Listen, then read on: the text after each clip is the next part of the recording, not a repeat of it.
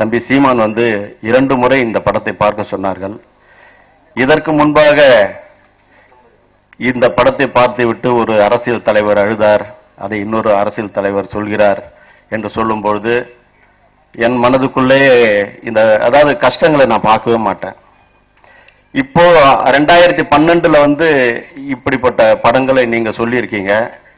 நான் 1984 யார் படம் எடுக்கும் பொழுது என்னுடைய எண்ணங்களை ஒரு காட்சியின் வாயிலாக நான் பதிவு வைத்திருக்கிறேன். அந்த காட்சி பட்டாளத்திலிருந்து கணவன் வருகிறான், கல்யாணம் பண்ணி மனைவியுடன் முதலிரவு கொண்டாடலே சென்று விட்டவன் 6 மாதம் கழித்து வரும்போது மனைவி அந்த ரயிலடியில் கணவனுக்காக காத்திருக்கிறாள்.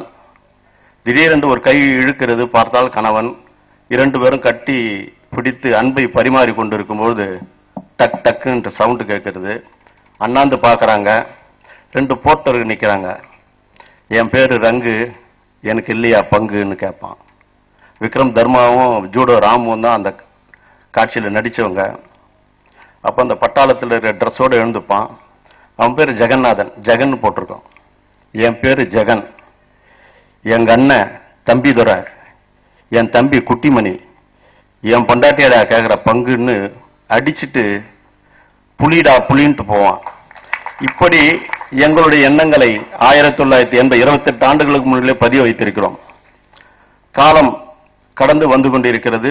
தமிழுக்கும் தமிழருக்கும் தமிழ்நாட்டிற்கும் எங்களுடைய எண்ணங்களை அப்பப்போது பதிய வைப்போம். அப்படிப்பட்ட சூழ்நிலை இந்த படத்தை என்னை பார்க்கணும்னு சொல்லும்போது இந்த கஷ்டத்தை பார்க்க மாட்டோமா, நான் வரமாட்டேன்னு எத்தனையோ முறை சொல்லியிருக்கிறேன். இந்த தம்பி முன்னோட்டத்தையாவது வந்து பாருங்க. முன்னோட்டத்துக்கு நான் வரல. ஏன்னா அதாவது நாங்கெல்லாம் ஒரு சாதுபட்சி மாதிரி.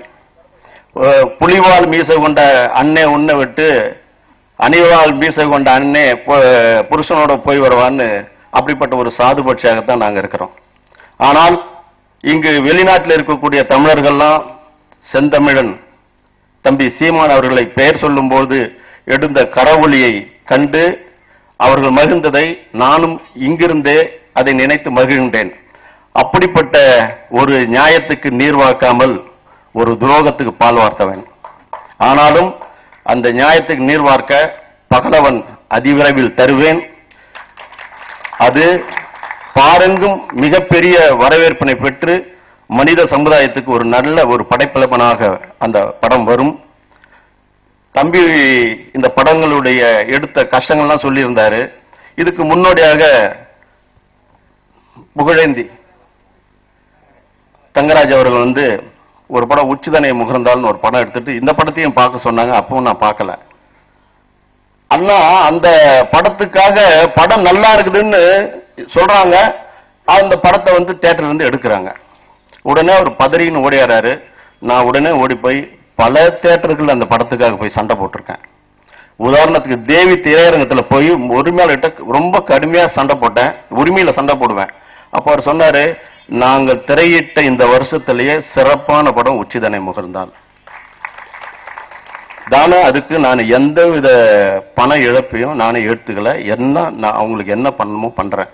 ஒரு முறை போட்டாச்சு, மறுமுறை போடணும்னு சார் இப்பதான் சார் பிக்கப். அன்னக்கிளி வந்து ஒரு படம் ஓடினே இருந்தது, எடுத்துட்டாங்க. அப்புறம் 2வது வாரம் சார் அது பிக்கப் ஆச்சு. அந்த மாதிரி சார் இப்ப இருக்கக்கூடிய வசதி இந்த தொலைக்காட்சியில போட்டு ஜனங்களை இழுக்கிற ஒரு காசு அவர்கிட்ட இருக்கா சார், நீங்க எப்படியா பண்ணுங்க. இப்படி பல திரையரங்க உரிமையாளர்கிட்ட போய் நான் மன்றாடி இருக்கிறேன். அதனால என்ன சொல்றேன்னா, இந்த மாதிரி படங்கள் எடுக்க வரும்போது நம்ம வந்து இன்னைக்கு அதாவது இன்டர்நெட்னு ஒண்ணு வந்திருக்கு இல்லையா, அதுல போடக்கூடிய ஒரு குறும்படமா எடுத்து நம்மளுடைய எண்ணங்களை அதுல பதிய பண்ணணும். நிறைய காசு போட்டு பணம் எடுக்கும்போது நம் சமுதாய மக்களே நம்ம அந்த இப்ப நானே படம் பார்க்கற கஷ்டத்தை பார்க்க வரணும் எத்தனை பேர் வராம இருப்பாங்க. ஆகவே இது ஒரு வேண்டுகோளா வைக்கிறேன். ஆனா இதுக்காக ஒரு பிரச்சனையோ சர்ச்சையோ நான் உருவாக்க விரும்பல. ஆனா இந்த மாதிரி படங்கள் அதிகம் வந்து தமிழுக்கும் தமிழருக்கும் விழிப்புணர்வை ஏற்படுத்தணும்னு சொல்லி இந்த மாதிரி ஒரு படைப்பமைப்பை தந்த அந்த தம்பியை மனதார பாராட்டி விடைபெறுகிறேன். நன்றி, வணக்கம். தேன் கூட்ட அழிச்சு முடிஞ்ச பிறகு ஒரு கவிஞனோட வார்த்தைகள் இது. தேன் கூட்ட அழிச்சு முடிச்ச பிறகு தேனீக்கள் வந்து அழ ஆரம்பிச்ச உடனே ராணி தேனி வந்து தன்னுடைய தேனீக்களுக்கு சொல்லிச்சான், டேய் தேன் கூட்ட தாண்டா திருடி இருக்காங்க, பூக்களிடமிருந்து தேனியை எடுத்து வருகின்ற திறமையை நம்ம கிட்ட இருந்து அவங்க எடுக்க முடியாது. அந்த மகரந்தத்தில் இருக்கிற தீனியை எடுத்து வர திறமை நமக்கு மட்டும்தான் இருக்கு.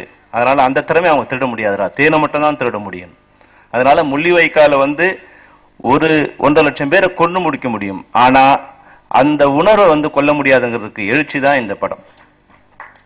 இன்னைக்கு உலகம் முழுக்க வந்து முன்னாடி நான் வந்து நிறைய தடவை வந்து வெளிநாடுகளுக்கு போகும்போது நம்ம புலம்பெயர்ந்த தமிழர்கள் வந்து பெரும்பாலும் சினிமா நோக்கத்தில் தான் இருப்பாங்க. அவங்க வந்து எப்ப போனாலும் வந்து அவர் இப்படி இருக்காரு, இவர் எப்படி இருக்காரு, இப்படிதான் கேட்டுட்டு இருப்பாங்க. ஆனா நான் இந்த முறை போகும்போது எல்லார் வீட்டிலும் பாத்தீங்கன்னா எந்த மேப் வந்து இந்த இதுல இருக்கக்கூடாதுன்னு வந்து சென்சார் போர்டு தடை பண்ணி வைக்கும், இந்த வடிவத்துல எல்லார் வீட்லயும் வந்து கடிகாரம் இருக்கு. எல்லார் வீட்டு வரவேற்பவர்களும் வந்து அந்த ஈரத்தோட வரைபடம் இருக்கு. அவங்க குழந்தைகளோட மனதில் அந்த வரைபடத்தை கொண்டு போய் செலுத்திருக்காங்க. அதனால ஈழத்தை யாராலும் அழிக்க முடியாது. இதுக்கு இந்திய அரசு என்ன நினைச்சாலும் என்ன குட்டிகரணம் முடிச்சாலும் வந்து பண்ண முடியாதுங்கிறதுக்கு இங்கிருந்தே வந்து ஆயிரக்கணக்கான தர்மங்கள் தோன்றும். தர்மம் வந்து ஒரு பேர்ல இருக்கலாம், பிரபாகரன் ஒரு பேர்ல இருக்கலாம், செல்வான் ஒரு பேர்ல இருக்கலாம், சீமான் ஒரு பேர் வரும், வந்துகிட்டே இருக்கும், பேர் மாறும். ஆனா தர்மம் முளைச்சுக்கிட்டே இருக்கும். அந்த தர்மத்தை யாராலும் அழிக்க முடியாது. இதுக்கு இந்த மேடையை நான் ஒரு சின்ன விஷயத்துக்காக பயன்படுத்துறேன். என்னன்னா, இப்ப இலங்கை அரசு பயப்படுறது. இன்னைக்கு மட்டும் ஒரு செய்தியை நான் படிச்சது வந்து என்னன்னா, நல்லூர்ல வந்து தமிழர்களோட இங்க ஜனநாயகம் பேசுகிற இந்திய அரசுக்கு வக்காலத்து வாங்குகின்ற பல பேருக்கு இல்ல சில பேருக்கு இந்த செய்தியை நான் கூறிக்கொள்ள விரும்புறேன். நல்லூர் பிரதேசத்துல தமிழரோட நிலங்களை ஆக்கிரமிச்சு மிலிட்டரி வந்து கைப்பற்றிட்டாங்க. இத வந்து இந்த டாக்குமெண்ட்ஸ அந்த நல்லூர் யாழ்ப்பாணத்தோட நகரசபை தலைவராக இருக்கிற வந்து கோர்ட்டுக்கு கொண்டு போறாரு. நம்ம தமிழ் சினிமாவில் தான் பார்ப்போம், கோர்ட்டுக்கு வந்து விட்னஸோட வரவன வில்லன் வந்து வழியில வந்து அடியாட்கள் வச்சு தூக்கிடுவான். இந்த நல்லூரோட சேர்மன் போயிட்டு இருக்கும்போது மிலிட்டரி ஆட்கள் வந்து அவரை கேப்சர் பண்ணி கொண்டு போய் அடிச்சு அவர் காலி பண்ணிட்டாங்க. காலி பண்ணா சாகடிக்கல, அவர் வந்து படுகாயத்தோட ஆஸ்பத்திரி சேர்த்துக்கார். அவரோட சொல்ற ஒரு வார்த்தை என்ன சொல்றாருன்னா, இனிமேலும் எங்களால ஜனநாயக முறையில் எங்களுடைய உரிமைகளை பெற முடியாது என்றே தோன்றுகிறது. யார் சொல்றதுன்னா, ஜனநாயகம் தான் சிறந்த வழி, அரசியல் முறையில் தான் ஓட்டு வெடுப்பின் மூலம் தான், ஓட்டு வங்கியின் மூலம் பதவிக்கு வந்து இந்த பதவியின் மூலம் தான் சுதந்திரத்தை தமிழர் உரிமையை பெற்று தர முடியும் என்று இந்த நகரசபையினுடைய தலைவராக இருக்கின்ற வசந்தகுமார் என்கிற நபர் சொல்றாரு. இனிமேலும் எங்களால் ஜனநாயக முறையில் எங்களுடைய உரிமைகளை பெற முடியாது என்று எனக்கு தோன்றுகிறது.